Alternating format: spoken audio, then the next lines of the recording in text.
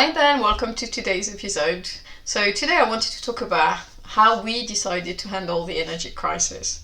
So we've been in that crisis for quite a while now, but we kind of saw it coming. It wasn't really like a massive surprise. We all knew the prices were going up.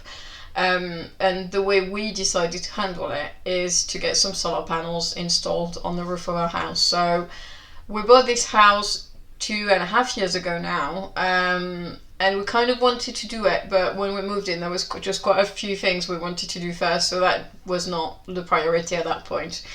And then when we realized that the energy was going to become really expensive, which is an understatement, we thought, yeah, we really need to move forward with the solar panels. So in January 22, I started looking around for quotes, and I found it really hard to get quotes. First of all, I contacted 5 different companies, and it was not what I expected. I think one of them was like they were installing the panels, but they were going through a different company to plan the setup for you, so it was taking ages to hear back. And there was a company that got back to me, and then they didn't, and then they got back to me again, and by the time they did, I was like, no, it's fine, we're sorted. And I had a few like that, or some that came back and say, no, we just can't do solar panels, and I'm like, all right.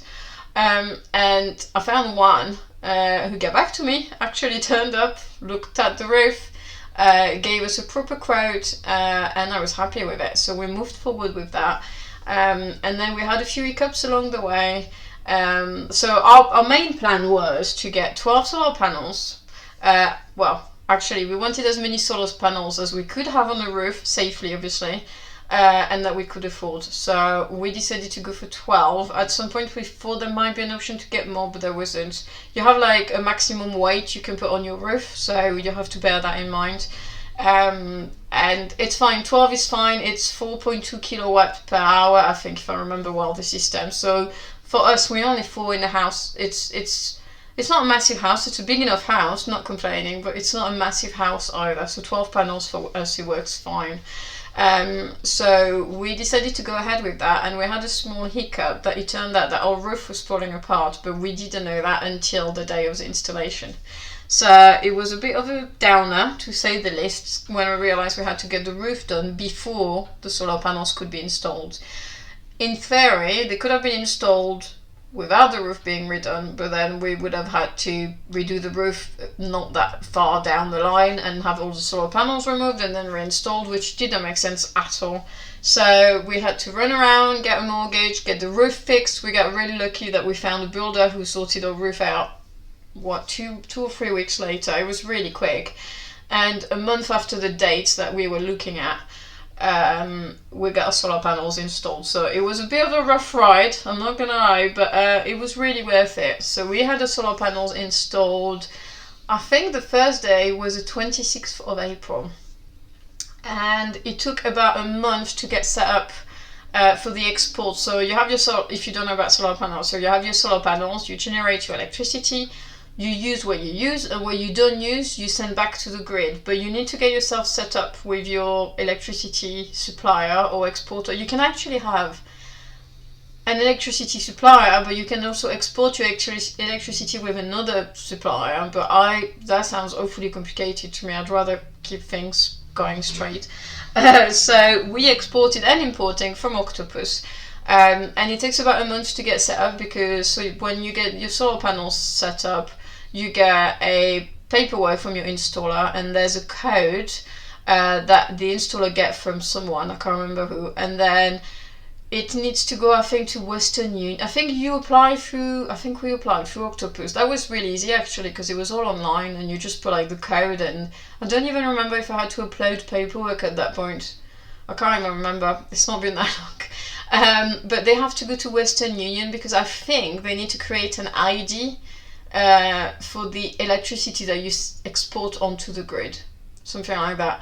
So long story short, that took about a month. So for a month we lost our spare electricity, and from the end of May we were set up with generating our electricity, exporting our leftovers, and now 6 months later, 8 months later, sorry, I can't calculate it anymore, We have saved about £425. So our installation was at the time £5,000. That was just a solar panel with like there's an inverter and something like that. Like there's a bunch of things, and it's all kind of like there's a Wi-Fi thing on the inverter in the roof that you can connect to, and then you can see how much you generate every day. And then I go to the Octopus app and I can see how much we export every day. So it's quite handy. Well, it's handy and it's not, because it's not everything in one app, but it's still handy because it's still fairly easy to put together. So what I've been doing since is that I have put some, I've been doing some YouTube videos where I did like one main video where I talk about the whole setup, and then I did some monthly videos with updates on how much we generate, how much we export, how much we save, what our bill would have been without the solar panels, etc., etc.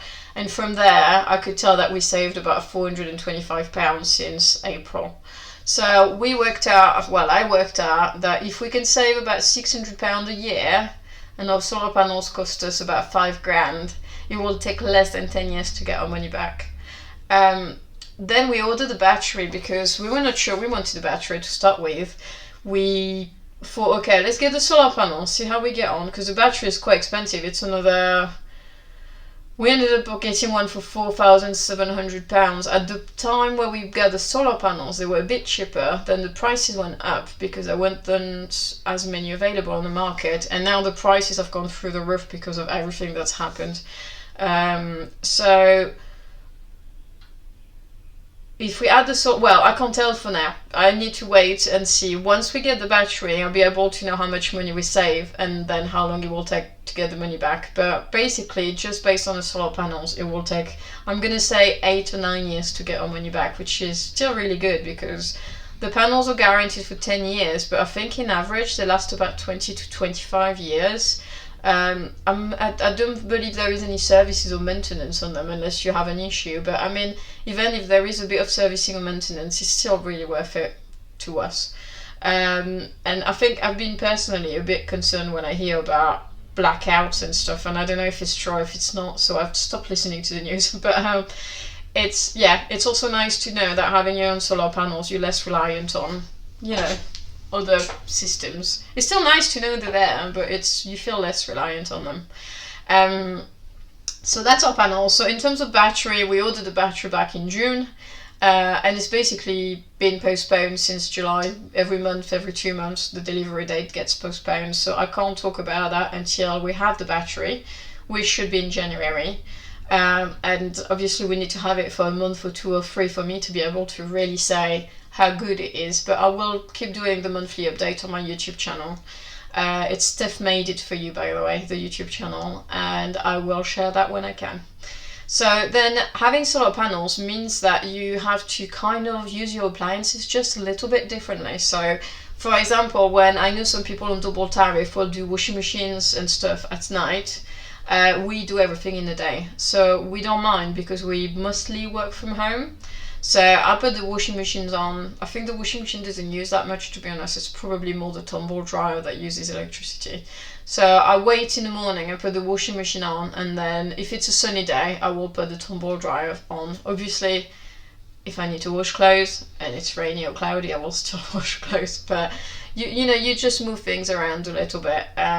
I don't use the oven very much anymore. The only thing I use the oven on is for things that are too big to fit in the air fryer. The air fryer uses a lot less. I can't remember, we looked it up recently, but it uses a lot less electricity than the oven does. Our oven particularly is just an energy sucking device. We've noticed it when we looked a bit at our consumption to see how much electricity we used in the day to work out how many solar panels we needed. And yeah, we were quite surprised at how much the oven uses. So that's something you might want to look into. I know not everybody wants another appliance on top of the counter, but air fryers do use a lot less electricity. We also turn off appliances as much as possible. So I turn off the kettle and the soup maker and all of that every night anyway, because I don't want the kids to inadvertently press on a button. If they get up before me and they have their breakfast, I don't want them to turn the kettle on by mistake. But I also leave the microwave off all day basically, and the air fryer off all day as well, because even if it's like very, very microscopic, there's just no reason to waste electricity on that. Chris also put a lot of smart switches around, well, it's not around the house, it's on computers and the TV as well. Our TV is fairly big and it uses quite a bit of electricity, so we have smart plugs on that as well. And then I think that's it. I mean, you can look at like new appliances. We bought a new washing machine recently, but the rating has changed. I think it's something, well, asking the shop, they told me it was something to do with Brexit and that the rating was a bit different, but I haven't checked that, so you might want to do your own research on that. But we bought a washing machine that was an A. We had an A plus before, and I think the new one we bought was an A, but apparently it's a better A than the A plus, so hey ho. But that's something you might want to look into when you purchase something new. It's just make sure that the energy rating means that you will use less energy basically. And then there's other little things around the house. That's more gas rather than electricity, but I've watched videos around and see what people's advice are to save on electricity and stuff like that, and one of them is to close the blinds before it's dark so you don't lose all your heat through the windows. So we have upstairs some blinds and some curtains, blackout blinds and then curtains, so I wouldn't say it's a double protection layer, but it does protect quite a bit. So I do try to close those as early as possible. And as I'm recording this video, well, this audio, it's 4:10 p.m. and it's not dark outside, but it's getting there. So definitely closing the blinds before it gets dark and cold, although it's really cold at the moment. So I don't know if it makes a major difference right now, but I think overall it must do a difference. I would like to trust that it makes a difference. So yeah, that's kind of the way we handled our energy crisis. We're waiting for the battery to really make the biggest of the difference and save us even more money on the long run. It's obviously an investment. If you get a loan, you have to take into account that your loan will cost you money, so make sure that it's worth it if you decide to invest in that. In terms of supplier, we're with Octopus and I quite like them, so if you're looking at changing, I have a referral code you can use, and it won't cost you any money for using that code, just as a disclaimer. And yeah, if you have any tips or hints you want to share on YouTube, probably because you won't be able to put comments on Spotify, but if you want to share any hints and tips on YouTube, then feel free and everybody can benefit from them. So thank you very much for listening. I hope you have a great week and I will see you in my next podcast. Bye!